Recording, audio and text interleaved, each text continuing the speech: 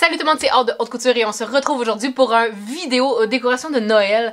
J'ai vraiment aimé faire et utiliser les citrouilles que j'avais fait pour décorer à l'Halloween et j'ai décidé de faire la même chose mais pour Noël. Donc aujourd'hui, on va aller chercher nos tissus les plus festifs et on va pouvoir se faire un sapin décoratif. On va pouvoir partir ça maintenant.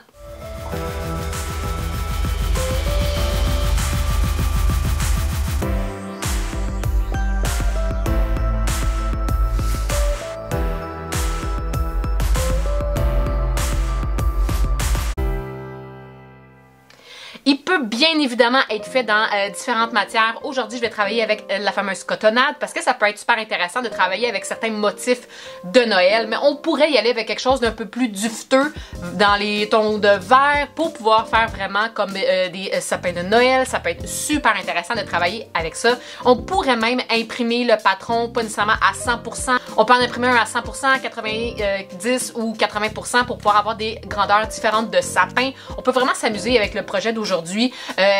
On va bourrer également le projet. Je vais utiliser moi la bourrure que j'avais pour le coussin de mon chien. Quand il avait brisé, j'ai récupéré la bourrure puis honnêtement j'en ai à plus savoir quoi faire. Fait que c'est parfait pour les projets comme celui d'aujourd'hui. Si jamais vous voulez, vous pouvez également le bourrer avec des retailles de tissu. Tout dépendant la grosseur et avec quoi vous travaillez, peut-être que vous allez avoir besoin de quand même beaucoup de retailles. Cela étant dit, qui en a pas énormément. Vous allez également pouvoir aller imprimer le patron PDF qui se trouve dans la description juste en dessous du vidéo.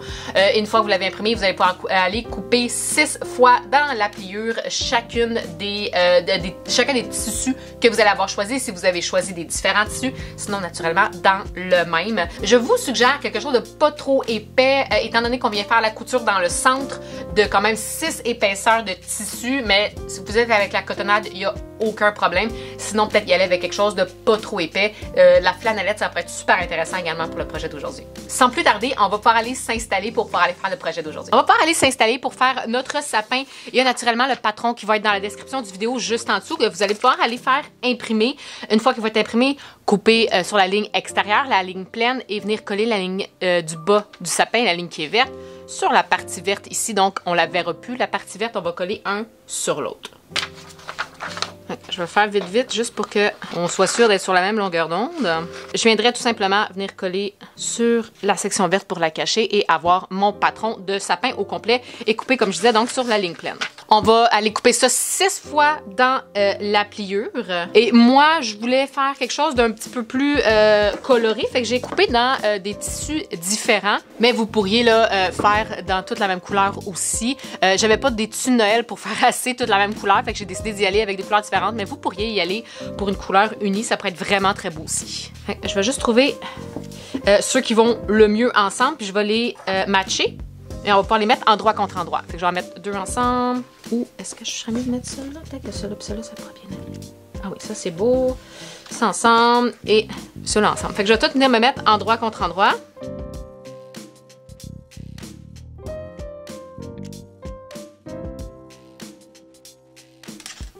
Puis je vais aller faire les 2 autres comme ça aussi.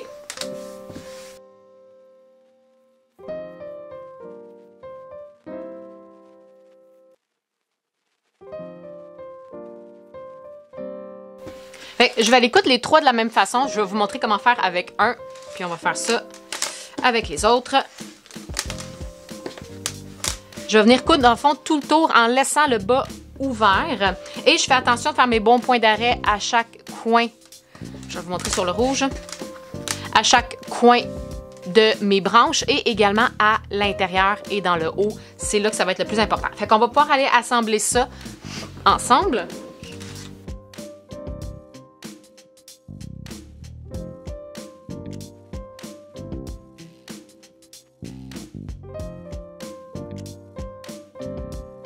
Fait que je vais aller faire les 2 autres comme ça aussi.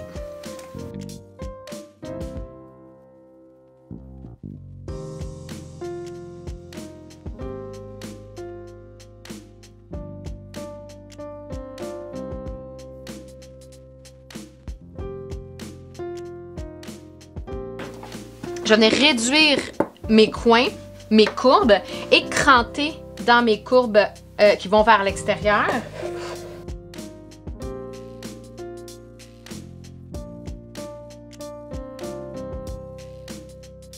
Je vais venir cranter aussi mes coins le plus près de ma couture possible.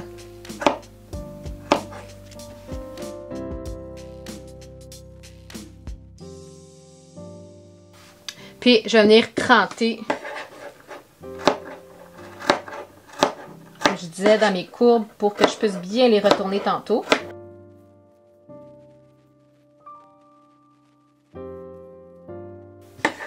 Puis dans mes courbes les plus prononcées, je vais venir couper en V.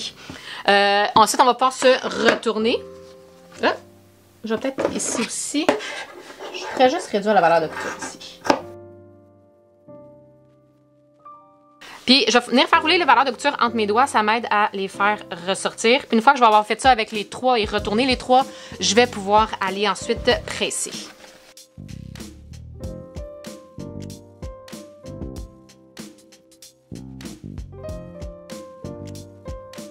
J'ai mes 3 petits sapins de cousu et retournés et pressés. On va pouvoir ensuite, là c'est selon moi la version que j'ai faite en bleu, j'ai tout de suite inséré de la bourrure dans mes extrémités pour que ce soit plus facile, mais honnêtement je pense que de coudre après, c'était quand même difficile parce que ça faisait quand même beaucoup de volume. Je pense que je préfère coudre au centre en premier et ensuite on va être capable. Je vais aller me chercher aussi une baguette là, pour tricoter, pour m'aider à pousser dans le fond. Si vous avez quelque chose qui ressemble à ça, ça peut être quand même intéressant en ce moment. Fait que ce que je vais venir faire, j'ai encore ma ligne de pliure au centre. Fait que d'en bas jusqu'à en haut, au centre, je vais pouvoir venir coudre au travers de mes 3 épaisseurs. Je m'assure qu'au bout, toutes mes 3 pointes sont une avec l'autre et qu'en bas, ça arrive tout à la même place. Je vais venir épingler mes 3 épaisseurs ensemble. Ben en fait, je suis rendue à 6. J'ai 3 sapins, mais 6 épaisseurs. Je vais coudre jusqu'ici.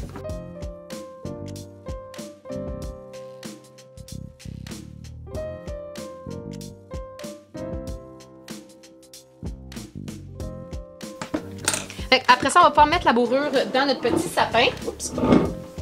C'est, moi, j'ai encore une fois de la bourrure de le coussin de mon chien que j'avais. Je vais venir avec mes doigts pousser la mousse dans le fond. Je vais venir bourrer le plus possible. Je commence par les branches du sapin.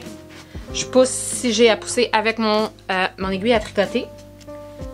Puis après ça, après avoir mis dans toutes mes extrémités, et en haut, je vais pouvoir venir remplir le centre.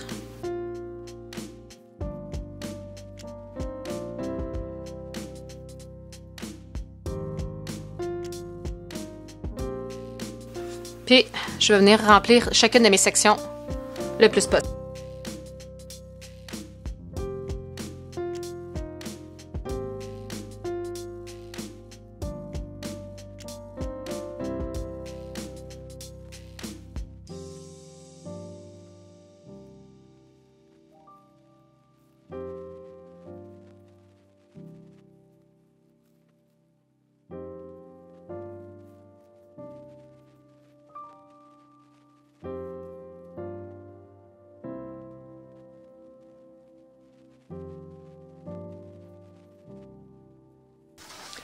J'ai fini de rembourrer. Naturellement, il va falloir que je vienne fermer chacun de mes ouvertures en dessous.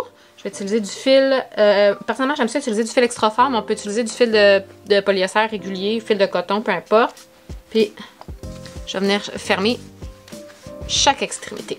Si jamais vous voulez savoir comment on fait le point à la main, je vais laisser la vidéo dans la description en dessous. Comme ça, vous allez pouvoir vous référer pour faire vos coutures. Vous pourriez à la limite également venir les fermer à la machine, surtout qu'on les verra pas en bout de ligne. La seule chose, c'est qu'on peut être vraiment coincé étant donné qu'on l'a bourré énormément. Choisissez ce que vous voulez faire pour fermer et le projet va être terminé.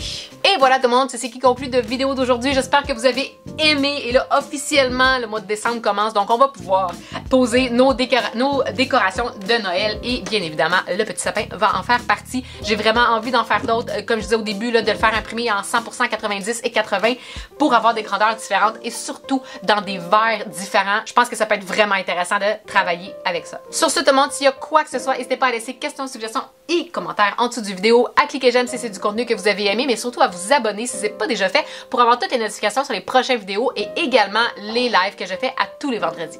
Et sur ce, je vous souhaite bonne couture et on se revoit très bientôt.